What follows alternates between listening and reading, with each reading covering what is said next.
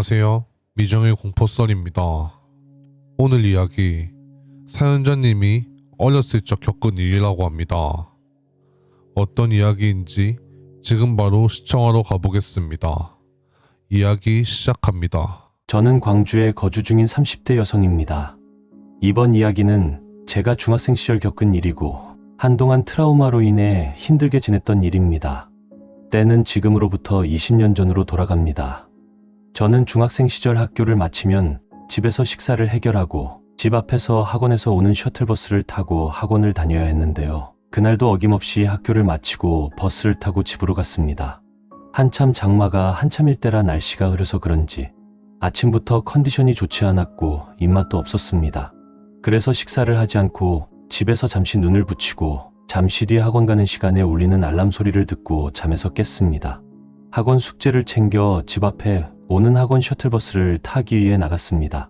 비는 아침부터 장대비로 쏟아졌는데 멈출 생각을 하지 않았고 저는 신발이 다 젖은 상태로 셔틀버스 위에 올라탔죠. 셔틀버스에는 저와 학교는 다르지만 학원에서 친해진 민정이가 타 있었고 민정이는 저를 보고 웃으며 오늘 비가 많이 오는데 괜찮냐는 질문을 하더군요. 저 또한 민정이를 보고는 웃으며 괜찮다는 이야기를 하고 오늘 학교에서 있었던 일과 숙제 이야기를 하며 학원으로 가던 길이었습니다. 그런데 어느 순간 학원 셔틀버스는 멈춘 상태로 움직이지 않았고 기사 아저씨는 앞에서 안절부절하시며 앞에 사고 났다는 이야기를 하셨습니다. 저는 차 사고가 나는 걸 처음 봐서 놀랐고 버스 안에 타고 있던 친구들은 웅성거리기 시작했습니다.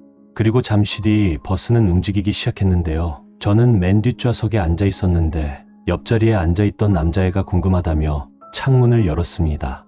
저는 창문 너머로 당시 사고 현장을 보게 되었는데요. 한편으로는 어떻게 사고가 났는지 궁금한 점도 있어 창문을 통해 사고 현장을 자세히 바라봤고 사고 현장은 한 대가 아닌 몇 대의 차가 다중으로 사고가 난 상태였습니다. 그렇게 민정이와 사고 현장을 보고 있던 중이었는데 순간 사고 현장에서 머리가 피에 젖은 여자와 눈이 마주쳤습니다. 그런데 그 여자는 그 상황에서 저와 눈이 마주친 걸 느꼈는지 저를 뚫어져라 바라봤고 이내 저를 향해 입이 찢어질 듯 벌리며 웃었습니다. 저는 그 모습을 보고 민정이에게 저 여자 왜 저래? 라고 이야기를 하고 민정이와 그곳을 다시 바라보니 그곳엔 구급대원 말고는 아무도 없었습니다. 그리고 민정이는 제가 하는 말을 듣고는 어디에 뭐가 있냐는 이야기를 하며 그곳을 바라보며 이야기했고 저는 아니 저기 분명히 어떤 여자가 피를 흘리면서 서서 나를 보며 웃고 있던데? 라고 말했습니다. 민정이는 어떻게 사고 난 사람이 웃고 있냐며 제가 잘못 본 거라는 이야기를 하였습니다. 그리고 저는 잘못 본 건가라고 생각하고 싶었지만 도저히 그렇게 생각할 수 없을 정도로 선명하게 그 여자의 모습이 눈에 밝혔고 저희는 원래 도착 시간보다 30분 정도 늦게 학원에 도착하게 되었습니다.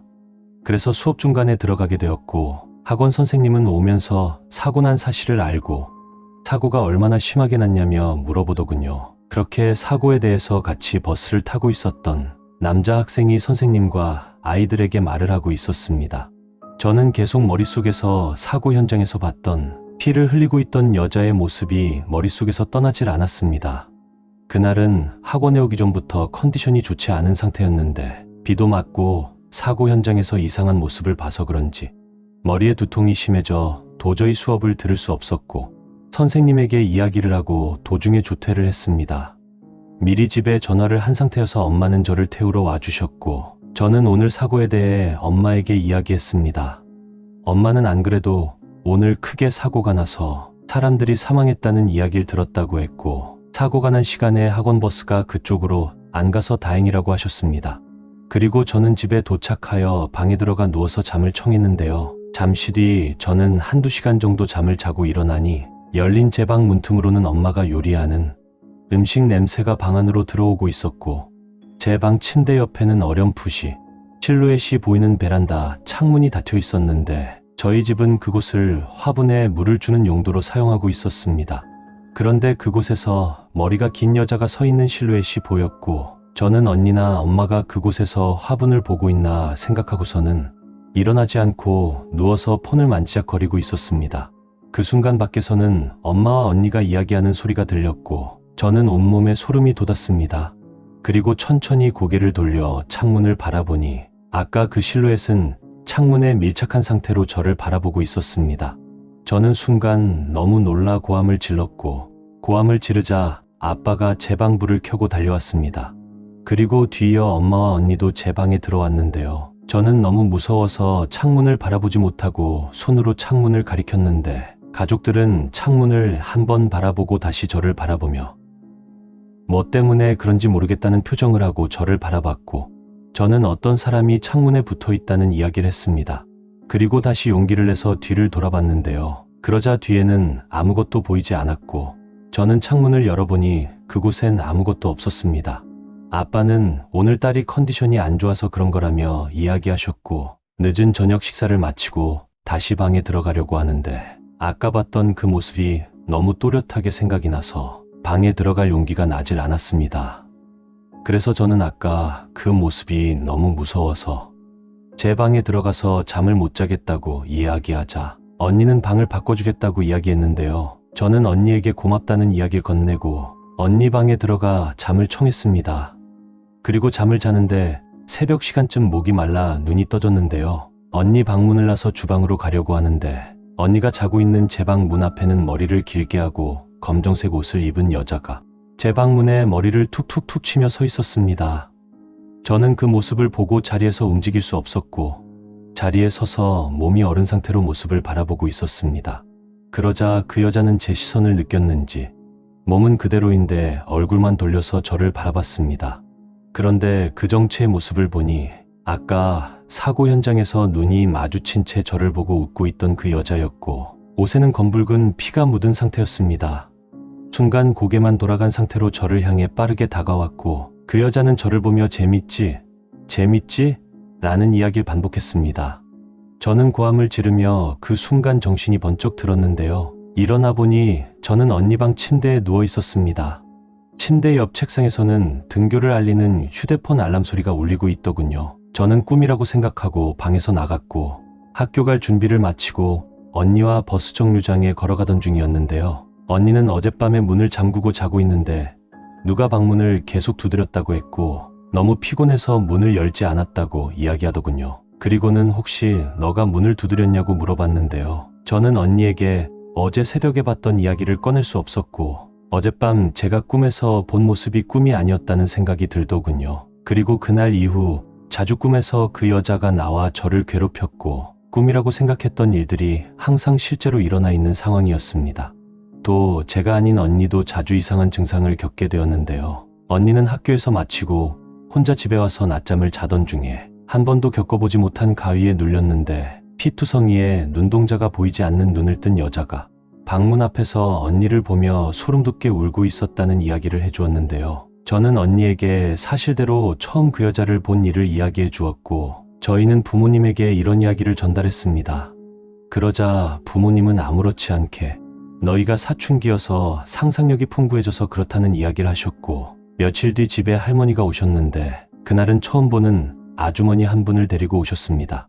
그리고 아주머니는 저희 집에 들어오셔서 여기저기 팥을 뿌리기 시작하더니 큰 소리로 고함을 지르셨고 잠시 후 저희 부모님과 이야기를 나누고 방 여기저기를 둘러보시더니 어른들은 언니와 저를 남겨둔 채 집을 나가셨습니다.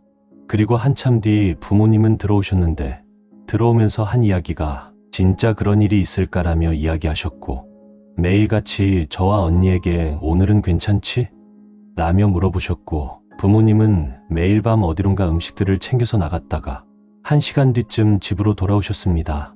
그리고 차츰 저한테 그 여자는 나오지 않았는데요. 그렇게 저는 고등학교를 졸업하고 그 일이 잊혀져 가고 있을 때였습니다. 저는 아르바이트를 끝내고 들어오니 TV에서는 신령에 관한 프로그램이 방영되고 있었는데요. 부모님은 심각하게 그 프로그램을 보고 계셨고 저는 왜 그렇게 심각하게 보냐며 웃었는데요. 부모님은 남일이 아니고 우리도 경험해봐서 알잖아 라고 이야기하시며 더 이상 이상한 꿈을 꾸거나 그러지 않지? 라고 물어보셨습니다. 그리고 저는 이야기를 듣자 당시 일이 생각이 났고 어느 순간부터 꿈에도 안 나오고 이제 여자 얼굴도 생각이 안 난다고 했습니다. 그리고 어머니는 진짜 그 무당말이 맞았다는 이야기를 하셨는데요. 저는 무슨 일이 있었던 거냐고 부모님에게 물어보니 당시에 있었던 일들을 말해주셨습니다. 당시 제가 여자 귀신을 봤다는 이야기라고, 얼마 뒤 언니도 비슷한 증상을 겪는다는 걸 알게 된 부모님은 외할머니에게 저희 이야기를 하셨다고 합니다. 그러자 할머니는 평소 친하게 지내는 아는 무당에게 이야기를 전했고, 그날 무당과 함께 저희 집에 오셨다고 하는데요. 그런데 제 방 앞에 여자 영가는 거꾸로 매달려 피를 뚝뚝 흘리며 저와 언니를 바라보고 있었다고 합니다. 그래서 뭐라고 해도 그 영가는 자리에서 움직일 생각도 하지 않았고, 큰일이다 생각하고 부모님과 할머니에게 교통사고 이야기를 듣고 있었는데, 교통사고 이야기에 반응을 보였다고 합니다. 그래서 그날 무당이 사고 난 장소에 가보자고 하였고, 사고가 난 장소에 가니 그곳에 저희 집에 있던 여자 영가가 있었다고 하는데요. 그런데 요절하여 억울해서 이승을 떠나지 못하는 게 보였고, 무당 아주머니는 부모님에게 믿든 안 믿든 앞으로 여기서 한 달 동안 음식을 들고 와서 제사를 지내라고 이야기했고, 부모님은 일단은 하라는 대로 믿고 따랐다고 하는데요. 그리고 얼마 뒤 엄마는 잠을 자고 있었는데 꿈에서 어떤 여자가 나와서 고맙다는 이야기라고 사라졌다고 합니다. 그런데 신기하게도 그 이후부터는 저와 언니는 꿈에서 귀신을 봤다는 소리를 하지 않았다고 하는데요. 저는 아직도 그 여자 영가는 왜 저와 언니를 괴롭혔는지 의문이고, 정말 그 여자 영가가 사고 난 장소에서 제사를 지내서 제 꿈에 더 이상 나타나지 않는지 모르겠지만, 해당 일은 저희 가족에게 정말 무서운 기억으로 남아 있습니다. 오늘 이야기는 여기까지입니다. 가시기 전 구독, 좋아요 한 번씩 해주시면 감사하겠습니다. 다음에는 더욱 무섭고 재밌는 이야기로 찾아뵙겠습니다.